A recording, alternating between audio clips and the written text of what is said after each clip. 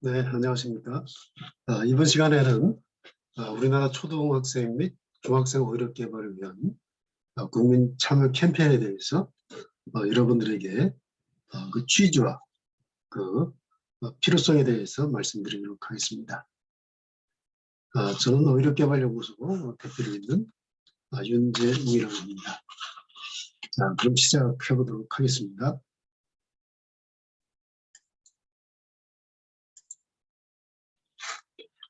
미국에는 아주 독특한 장학재단이 있는데요.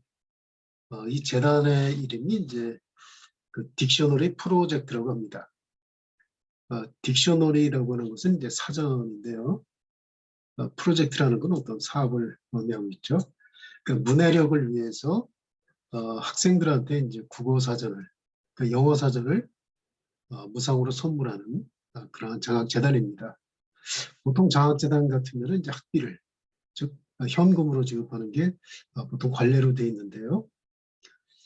미국에 있는 딕셔너리 프로젝트는 현금 대신 그 초등학교 3학년 학생들한테 영어 사전을 이렇게 보급하고 있습니다.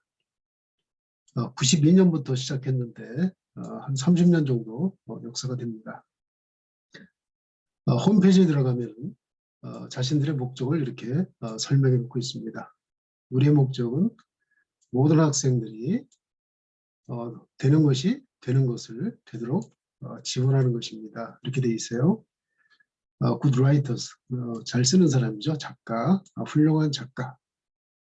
뭐 어떤 전문적인 작가라는 개념보다도 보통 자기 생각을 이렇게 잘 표현하는 그런 작가를 의미하고 있습니다.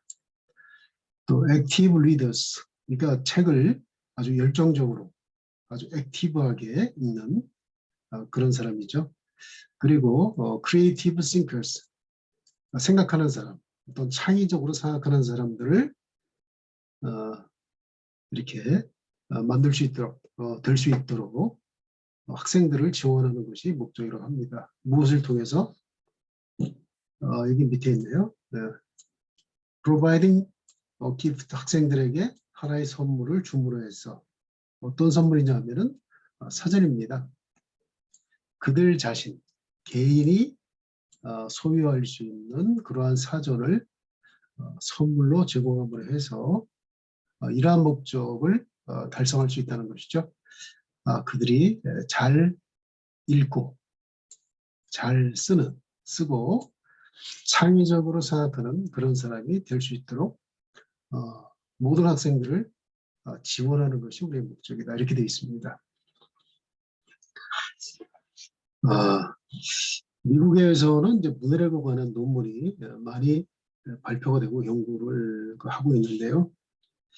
자, 문해력이라는 것이 이러한 역할을 한다고 합니다. 국가의 경제적 성공과 번영을 좌우할 뿐만 아니라 그러니까 국민들이 갖고 있는 문해 실력에 따라서 이러한 결과가 만들어진다는 것이죠. 물론 이제 국가뿐만 아니라 개인적인 성공과 번영에도 직접적으로 영향을 미치고 있습니다. 뿐만 아니라 이제 범죄율과 실업에도 직장을 잃어버리는 것이죠.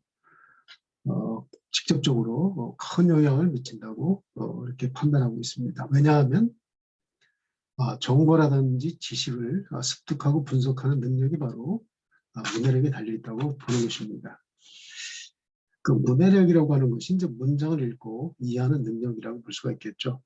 이 자체가 바로 정보 지식을 습득하고 분석하는 능력과 직접적으로 관계가 있습니다. 왜냐하면 이러한 것들이 전부 언어로 표현되어 있기 때문에 그렇습니다. 그래서 문장을 이해하고 또 표현하는 그러한 능력 그 자체가 바로 어휘력에 달려있기 때문에 이 딕셔너리 프로젝트라는 이러한 장학재단은 특히 초등학교 3학년에 집중적으로 사전을 보급하는 그러한 일을 하고 있다고 합니다. 자, 다음 페이지를 보도록 하겠습니다. 자, 이것은 이제 그 홈페이지에서 가져온 사진인데요. 각 단체에서 이렇게 사전을 학생들한테 선물하는 이런 모습을 기념으로 다 찍은 것입니다. 자, 몇 개를 제가 가져왔는데요. 요거는 이제 헤리티지 펀드입니다. 헤리티지 펀드에서 지역 학생들에게 1,400권 이상의 사전을 제공했다는 기사죠. 여기로 로크릭 초등학교 3학년 학생이 이렇게 감사하다는 이런 메시지를 이렇게 남겼습니다. 초등학교 3학년 학생들이죠. 자, 로타리 클럽에서도 30개 학교 학생들에게 거의 한 3만 1,000권, 3만 권 이상의 사전을 이렇게 꾸준히 선물했다는 이런 기사입니다. 라이언스 클럽도 있습니다. 자, 이 부분은 3학년 학생들에게 200명, 200권의 사전을 제공했습니다. 학생들은 자신만의 사전을 얻게 되어서 매우 기뻤습니다. 아주 기뻐하는 모습이 보이죠. 자, 이렇게 사전만 선물하는 것으로 끝나는 것이 아니라 미국에는 굉장히 전통을 자랑하는 그러한 학생들의 오히려 경진대회가 있습니다. 그 명칭이 스펠링 비라고 하는 것인데요. 내셔널 스크립스, 미국의 스크립사가 주최하는 내셔널 국가 스펠링 비라는 대회입니다. 1925년부터 시작이 됐기 때문에 한 77년 정도 되죠. 77년 아닙니다. 77년이 아니라 한 97년 정도 되는 것이죠. 거의 100년 가까운 역사를 가지고 있습니다. 미국의 이제 언론사라고 얘기하는데요. 영어 철자를 맞추는 대회입니다. 목적과 참가 대상이 있는데 목적은 이제 학생들의 어휘력 향상을 목적으로 하고 있고요. 참가 대상은 초등학교, 중학생, 만 15세까지 미국 학생뿐만 아니라 전 세계 학생을 대상으로 한다고 합니다. 진행 방식은 이제 출제자가 단어에 대해서 설명을 하면 참가자는 그 단어의 철자를 한 글자씩 맞추는 그런 방식입니다. 그래서 그 정답을 맞추면 다음 라운드에 진출을 하고 최종 라운드에서 승자가 결정되는 일종의 토너먼트 형식으로 이렇게 진행이 된다고 합니다. 우승자에게는 이제 상금이 주어지는데요. 45,000달러, 거의 뭐 5천만 원 가까운 그런 상금과 또 백악관으로 초청이 돼서 대통령이 별도의 또 표창을 이렇게 한다고 합니다. 이 정도라면 이제 미국인들이 오히력에 대해서 갖고 있는 인식이 얼마나 대단한 것인지 또 중요하게 평가하는지 우리는 알 수가 있습니다. 그 진행 방식이 뭐 철자를 맞추는 대회라고 했는데요. 미국의 그 단어는 어휘는 그 철자하고 발음하고 완전히 다릅니다. 예를 들어서 마운틴 하면은 MOUN TAIN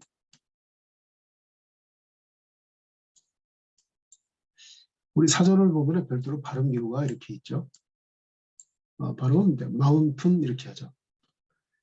이게 표현 문자이기 때문에 이제 철자대로 발음을 하게 되면은 마운타인이 돼야 맞는데 이것이 오랜 세월을 거치면서 알파벳 쓰는 나라들마다 발음이 다 다릅니다.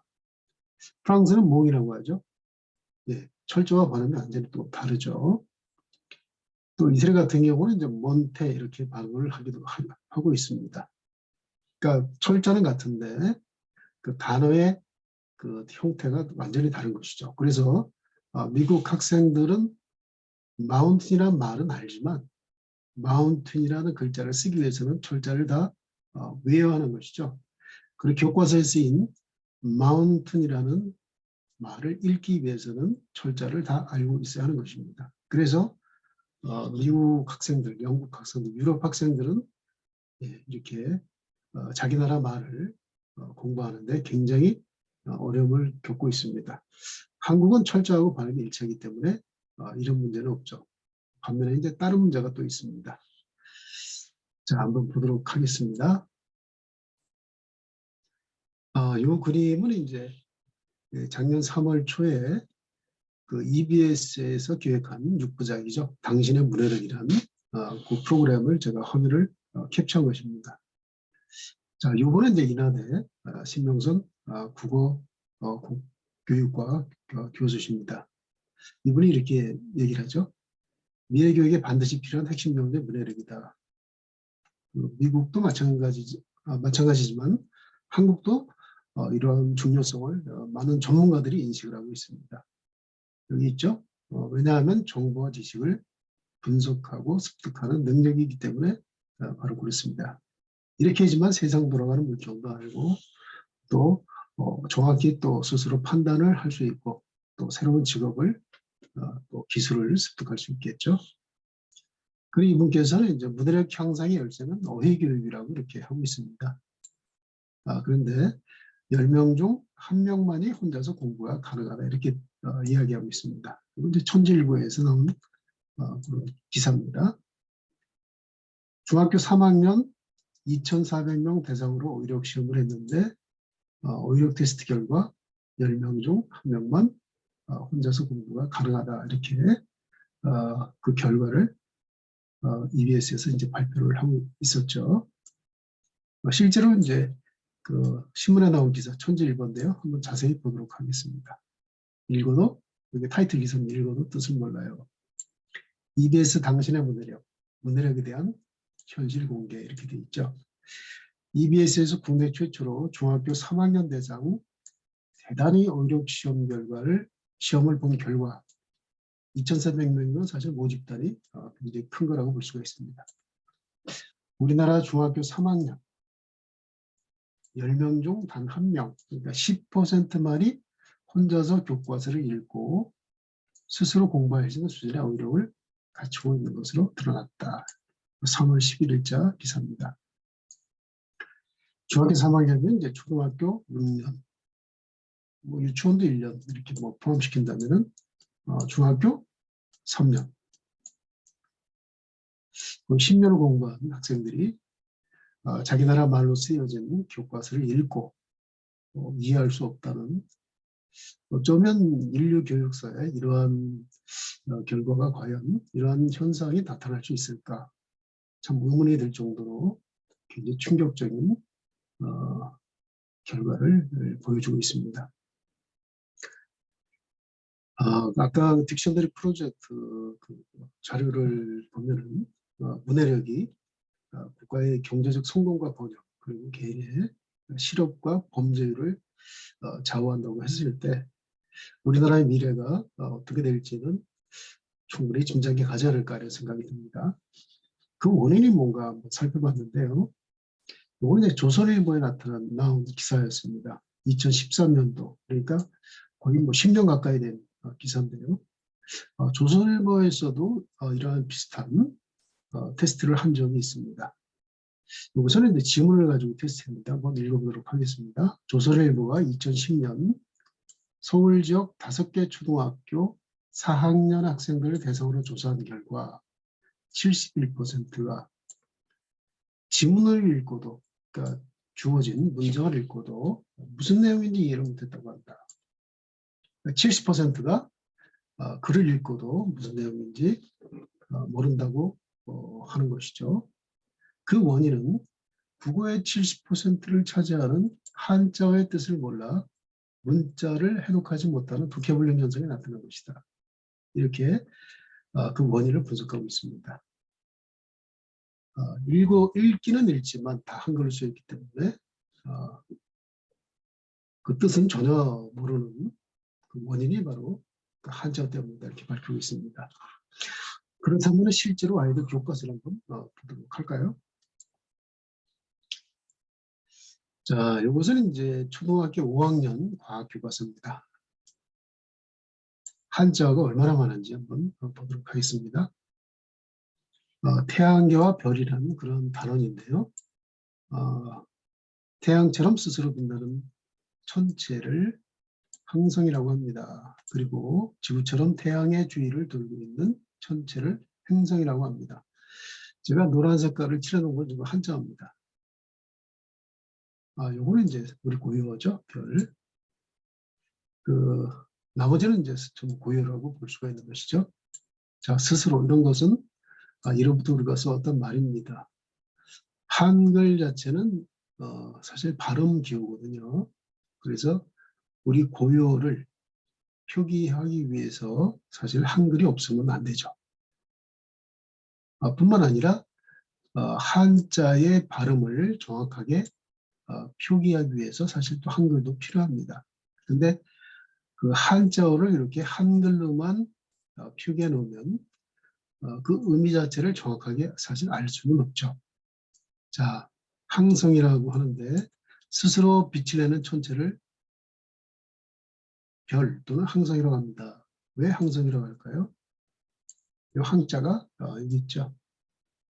늘 항자입니다. 항상. 성은 별자죠. 늘 빛나는 별. 그래서 이것을 이제 항성이라고 하는 것이죠. 그래서 한자어를 한글로만 우리가 써놓고 공부하게 되면은 발음 이상의 어떤 정보를 알 수가 없는 것이죠. 문자라고 하는 것은 그 자체가 어떤 그 정보를 그렇게 함유하고 있습니다. 내포하고 있죠. 그래서 항자로 가면은 여기에 어떤 의미인지 우리가 알 수 있지만 한글로만 적어놓으면 우리가 전혀 알 수가 없는 것이죠. 초등학교 교과서도 이렇게 한자가 굉장히 많은 것을 우리가 알 수 있죠. 근데 모든 그 한자어를 이렇게 한글만 표현했는데, 자, 이러한 것은 그 한자가 남의 거라는 것, 우리 것이 아니라는 그러한 사상이 뒷받침되고 있습니다. 근데 문제는 아이들이 읽지만 그 의미를 전혀 파악하지 못하는 그런 문제점이 있는 것이 현실입니다. 중학교 교과서 한번 볼까요? 자, 중학교 3학년 사회 2 교과서입니다. 사회 1, 2가 있는데 사회 2 교과서인데 우리나라 영토에 관한 그런 단원입니다. 이렇게 기록이 서술이 되어 있죠. 영해는 영토에 인접한 해역으로부터 최저조위선으로부터 시베리아까지 그 나라 영해에 속한다. 도시 빼놓고는 전부 핵심적인 용어는 전부 한자어라고 볼 수가 있습니다. 자, 자주 들은 말은 우리가 대충 이해는 가능하겠지만 이런 조위선 같은 경우는 사실은 한글만 써놔서는 우리가 전혀 이해할 수가 없습니다. 자, 요 조위선 있죠? 요 조자가 이제 바닷물이라는 뜻이죠. 바닷물, 그리고 자리 위. 선은 이제 줄선이죠. 바닷물이 위치해 있는 선. 바닷물이 육지와 만나서 접촉한 그 선이 바로 조위선입니다. 근데 이제 그 선은 이제 밀물과 썰물의 그런 현상 때문에 위치가 달라지죠. 자, 육지가 이렇게 있었고 바닷물이 이렇게 있지 않습니까? 이게 이제 바닷물하고 육지하고 연결 선입니다. 이렇게 육지 하늘에서 보면 이제 이렇게 돼 있죠. 여기 이제 바다라고 보면 이게 바로 조위선인 거예요. 조위선이라고 볼 수 있는 것이죠. 여기 육지고 여기 바다면은. 근데 이 선 자체가 여기 이제 측면도라고 보면은 이게 이제 썰물대라고 하죠. 밀물대는 바닷물이 이렇게 나가 있죠. 그래서 이 기준되는 선이 이제 달라지는 것입니다. 그러니까 썰물대 육지하고 만난 거 최저 조위선 여기서부터 12해리까지 해리라는 것도 이제 바다에서 거리를 나타내는 하나의 단위죠. 이게 1800m 정도 됩니다. 1830m 정도 되는데 1.8km 정도 되는 것이죠. 그래서 육지거리로 환산하면 22.2km 정도 됩니다.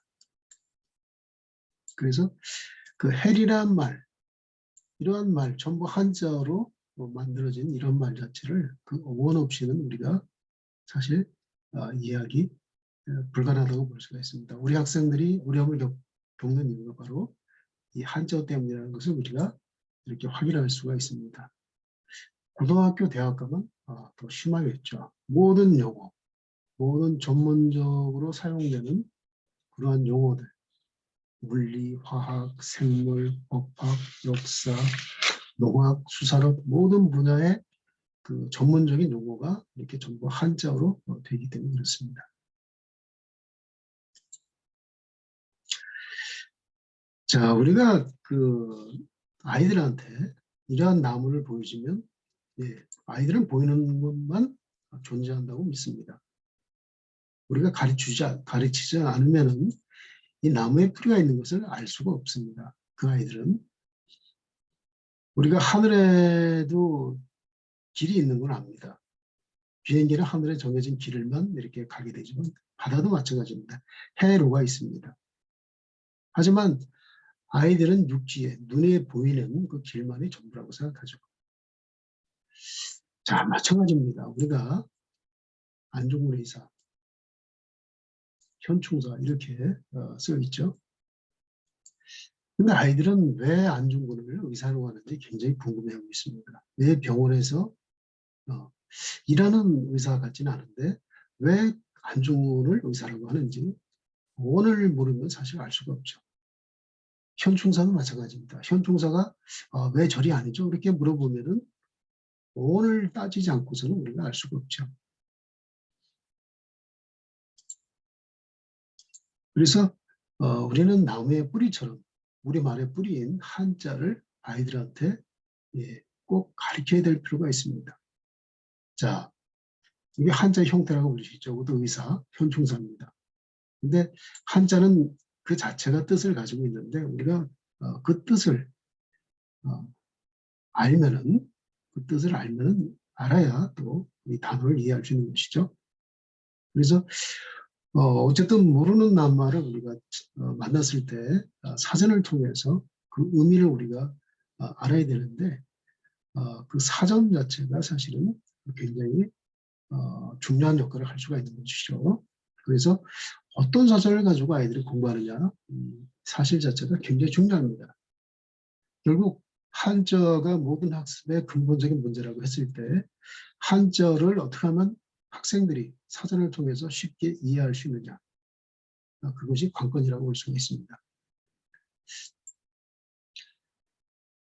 자, 제가 추천하는 사전은 바로 속도 사전인데요. 정광진 명예 교수님께서 10년에 걸쳐 개인적 노력에 의해서 만든 사전이 속도 사전입니다. 즉 한글로 쓰여진 한자의 숨겨진 속뜻 그것을 밝힌 또 그 사전의 의미를 단어의 의미를 쉽게 이해할 수 있도록 풀어 쓴 그런 사전인데요. 이 수박의 껍데기만 보고 수박을 판단하지 말고 본질, 이 속에 있는 수박이 파랗다고 볼 수는 없는 것이죠. 수박은 빨간색이니까 그 본질을 우리가 알아야 된다 하는 의미에서 이런 수박이라는 그림을 여기다 첨부해놨습니다. 자, 속도사전 한번 보겠습니다. 의사하면은 여기 한자가 이렇게 병기되어 있습니다. 하지만 여기에 없다면은 여기에 대한 설명이 없다면은 무슨 말인지 알 수가 없겠죠. 물론 뭐 배운 사람은 뭐 알 수 있겠지만은 그렇지 않은 사람들은 한자만 병기해놓고서는 알 수가 없습니다. 여기에 옳을 의, 선비사, 옳은 일을 행한 그러한 선비를 의사라고 하는 것입니다. 여기도 있죠. righteous person, martyr. 영어로도 단어가 되어 있고요. 의사연봉 이렇게 되어 있습니다. 하지만 일반적인 모든 국어대사전, 표준국어대사전이죠. 표준국어대사전을 모델로 해서 모든 사전이 나와 있는데 오늘 네이버에서 제가 가지고 있는 사전 단어입니다. 의사. 오로레이 선비사라는 건 이제 병기가 되어 있죠. 예. 한자가 병기되어 있지 않으면 우리가 병원에서 치료하는 의사와 구분이 전혀 되지 않겠죠. 그래서 한자는 병기되어 있습니다. 그런데 뜻 자체가 전혀 없죠. 그래서 이 각각의 뜻이 무슨 말인지 전혀 이해할 수가 없는 것입니다. 그러니까 의사 자체를 이해하지 못하고 미워야 하는 것이죠. 근데 이 의사와 이 의사하고 어떻게 구분을 하겠습니까? 그런 문제가 있는 것이죠. 근데 속도사전에서는 이제 의사하면은 의사 한자로 이렇게 병기되어 있고 옆에 치료할 의, 또 스승사. 스승이라는 이제 하나의 높임말이죠. 또 사람 자자도 의미하고 있는데 치료하는 사람 이런 식으로 서술되어 있기 때문에 완벽하게 한글로 써 있어도 이렇게 구분할 수가 있는 것이죠. 현충사 한번 보도록 하겠습니다. 현충하면은 한자만 병기되어 있는 것이 아니라 옆에 뜻을 이렇게 드러내 있죠. 드러낼 현, 아칠충, 충성충, 충성심을 나타낸 이런 뜻이죠. 현충사하면 사는 사당이라는 뜻이죠. 돌아가시는 분을 모시는 그런 집을 우리가 사당이라고 하죠. 예. 나라를 위하여 목숨을 바치는 거, 이제 충성충이라고도 이렇게 보죠. 사람들의 큰 뜻을 드러내어 기림 이렇게 되어 있습니다. 현충일이 그런 것이죠. 나라를 위해서 충성을 다한 사람들을 기념하는 날. 그게 이제 현충일이듯이 현충사는 절이 아니라 바로 사랑이라는 뜻입니다. 이렇게 했을 때 아이들이 절이 아니구나 하는 것을 완벽하게 이해할 수가 있는 것이죠. 현충사 하면은 이렇게 되어 있습니다. 단지 현충사에 대한 사전적 정의만 이렇게 서술을 내고 있죠. 여기에 한자의 뜻이 전혀 표기가 안 돼 있어서 왜 이것이 절이하는지 그것을 전혀 이해할 수 없게끔 이렇게 되어 있습니다. 그래서 한국 딕셔너리 프로젝트는 바로 속뜻사전을 보급해야 된다는 그런 기준을 제가 말씀드리고 있는 것입니다. 그래서 속도사전 출판사에서는 이제 처음에 이제 종이사전을 이렇게 4권을 만들었는데요. 아무래도 이제 초등학교 같은 경우는 이제 교육과정상 사전 찾기 수업이 있어서 종이사전이 필요하지만 우리 중학교 이상은 또 어휘수와 또 편의성에 따라서 이런 앱이 필요하다고 생각돼서 이렇게 앱 이용권을 선물용으로 이렇게 만들게 되었습니다. 여기 이제 한 7만 단어가 이제 들어가 있는데요. 이 4권 속에 있는 죄송합니다. 4권에 있는 어휘가 다 통합이 돼서 여기 앱 속에 다 들어가 있습니다. 이렇게 이제 상품권처럼 돼 있어서 우리 학생들한테 선물하기 좋고 또 성인들도 아주 쉽게 구입해서 사용할 수 있는데요. 자, 사용하는 방법은 뭐 간단합니다. QR코드를 찍어서 여기 뒤에 있죠. QR코드를 찍고 속뜻사전 앱을 다운로드 실행한 다음 인증번호를 입력하면 되는데요. QR코드를 찍게 되면 이제 이러한 사이트가 나옵니다. 웹브라우저를 열기 이렇게 표시가 되어 있는데 위아래 아무거나 눌러도 됩니다. 누르면 이제 여기 기관용 속뜻사전 버전하고 바로 연결이 됩니다. 그래서 설치를 누르시게 되면 이런 화면을 바뀌게 됩니다. 여기에 이제 인증번호 입력해 주세요. 이런 메시지가 나오는데요.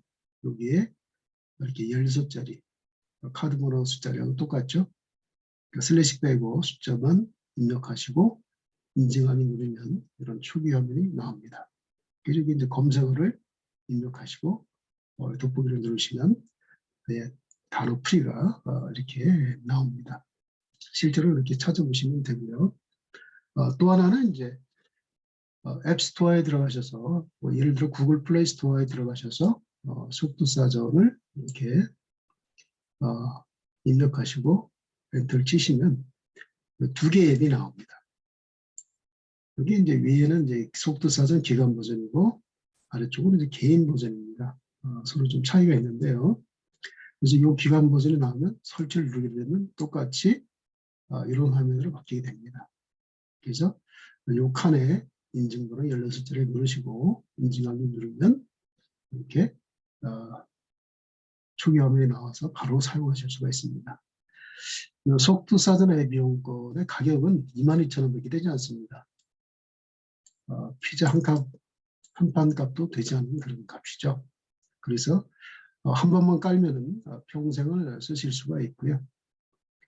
뭐 광고가 전혀 없고 또 와이파이가 없어도 또 사용할 수 있는 그런 장점이 있습니다.